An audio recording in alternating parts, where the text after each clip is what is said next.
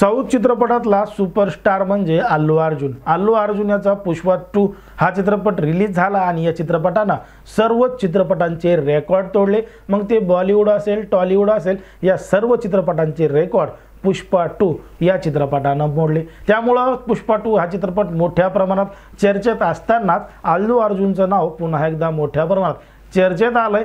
ते म्हणजे अल्लू अर्जुनला अटक झाली आणि रात्रभर जेलमध्ये सुद्धा राहावं लागलं। नेमकं अल्लू अर्जुन सोबत असं का घडलं, अल्लू अर्जुनला नेमकी अटक का झाली, या संपूर्ण विषयावर आपण सविस्तरपणे बोलणार आहोत। पण जर तुम्ही अजूनही आपलं चॅनल सबस्क्राइब केलं नसेल तर लगेच सबस्क्राइब करून घ्या आणि बाजूला असणाऱ्या बेल नोटिफिकेशनला सुद्धा ऑन करायला विसरू नका। 5 डिसेंबर 2024 रोजी अल्लू अर्जुनचा पुष्पा 2 हा चित्रपट रिलीज झाला आणि या चित्रपटाने सर्व चित्रपटांचे रेकॉर्ड तोडले, सगळ्यात जास्त कमाई करून दाखवली। चित्रपटाची ॲडव्हान्स मध्ये बुकिंग चालू होती, तरी सुद्धा चित्रपटाचं तिकीट बघा मिळत नव्हतं। थिएटरच्या बाहेर लांबच लांब अशा रांगा लागलेल्या होत्या आणि हा चित्रपट पाहण्यासाठी बऱ्याच लोकांनी गर्दी केलेली होती। मग आता लोकांना चित्रपट मोठ्या प्रमाणात आवडत होता, प्रेक्षक सिनेमा घराकडे, थिएटरकडे जात होते।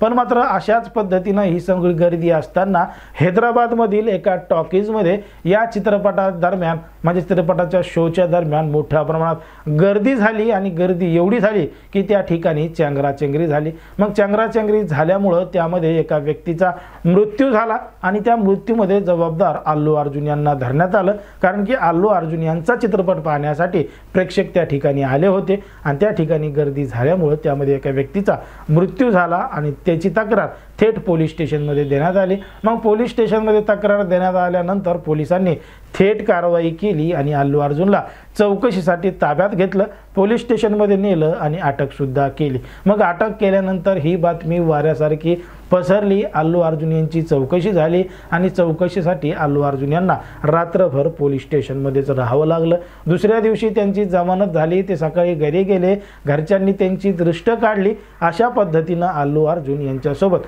चांगल्या चाललेल्या चित्रपटाबद्दल घडलेलं आहे आणि अशा पद्धतीनं हे वातावरण मोठ्या प्रमाणात सध्या चर्चेत आहे। जर आपण पाहिलं तर अल्लू अर्जुन या संपूर्ण गोष्टीला जबाबदार आहे का? या चित्रपटाचे जे दिग्दर्शक आहेत, निर्माते आहेत, ज्यांनी चित्रपट टॉकीजला लावला, या सगळ्यांना सोडून अल्लू अर्जुनचं नावच घेण्यात आलं, कारण की अल्लू अर्जुन सध्या मोठ्या प्रमाणात चर्चेत आहे। सगळ्या अभिनेत्यांचा रेकॉर्ड अल्लू अर्जुननं मोडलेला आहे।